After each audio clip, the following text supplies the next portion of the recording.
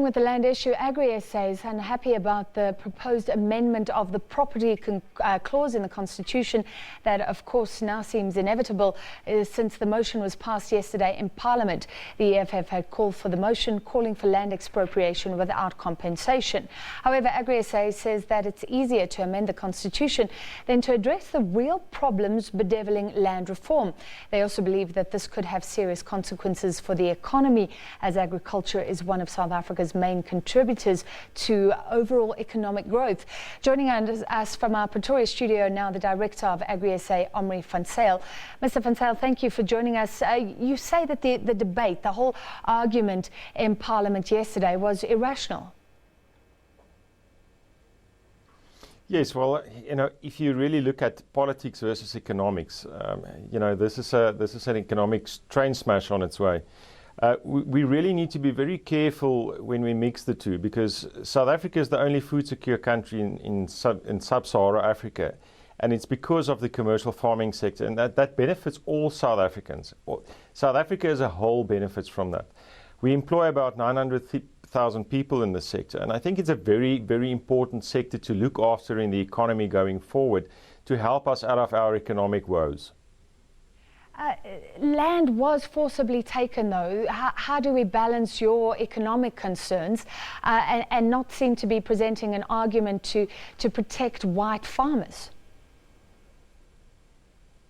Well, I mean, clearly as leaders, we need to be responsible both politically, socially, and economically. And we need to get together and come up with a plan that we can actually execute that is feasible and economically viable. Everywhere in the world where they've tried to do this, it's failed dismally and it's collapsed economies. And this is clearly not where we want to go as South Africans.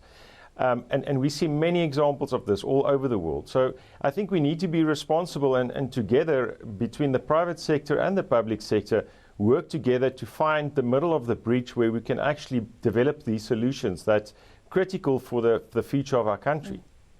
Mr. Van Zyl, if this motion, it's been passed, if the Constitution is amended, it will just allow for expropriation without compensation when necessary. It doesn't mean that there will be wholesale expropriation necessarily. So why should we be so concerned? Why can't South Africa still go down this route, change the Constitution, put out more facts and still go along a rational process of land restitution? Well, I think there's three principles at play here. The first is our enshrined right in Section 25. It's the right to property. So it doesn't define whether it's agriculture land or your house or your shares on the stock exchange or your car or whatever the case might be. The uncertainty that would create within the agriculture sector, and that it's already creating, would cause massive divestment in the sector.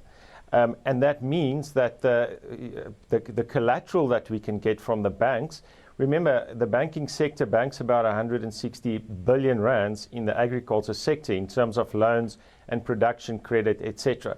It creates so much uncertainty that we will see a divestment in the sector. And clearly then, if that happens, the knock-on effect of that will be that we will become food insecure in 5 to 10 years from now, which would cause a massive amount of social insecurity. Also, international principles show that a basic human right is the right to property. And the moment you start tampering with those internationally laid principles, it spells very bad things for investment and economic growth and job creation. Could this whole process not result in more information? And I keep on alluding to that because we don't even know what the ownership patterns are. There's a lot of debate about the recent audits. Couldn't this help bring out more information, help us to really understand who owns what, to get the political will that was maybe needed years ago to do what South Africa had decided, which was to make compensation for people who lost their land? Well, I think for South Africans, fact-based decision-making is critical. We've done a land audit, and we have a very good idea of who owns what in South Africa.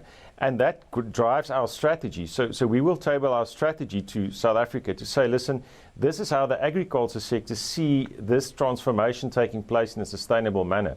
And how we can do that with emerging farmers and with farmers of all races and creeds together as South Africans.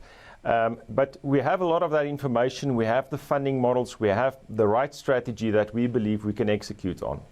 And apparently there's research that shows redistribution is actually happening through the market. Can you explain that? And please explain what you mean when you say that we know about the ownership patterns, because everybody's debating white ownership versus black ownership of farmland. What do you know?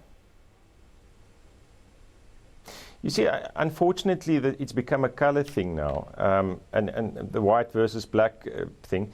And I think we need to look at the sector as a whole. You know, agriculture is very unique in the sense that it's not just about land. It's about the commodity that you produce. It's about how you fund the business. It's about your business planning. It's quite a complex industry. And what we're seeing globally is there's a consolidation of farming activities, specialization, and obviously economies of scale is critical. And we remember, we need to compete internationally. We export a lot of our agricultural produce into Africa and into the world. So in order to remain competitive, we need to factor these things in. In our audit, we looked at the land ownership patterns through the deeds office and the information that was registered in the property owners' names. And we also looked at the amount of land that's owned by the state. And through that process, we've actually come to quite some good insights that I think that could help fuel the economy instead of taking away from the economy. All right. Thank you very much for your time. Director of AgriSA, Omri van Zyl.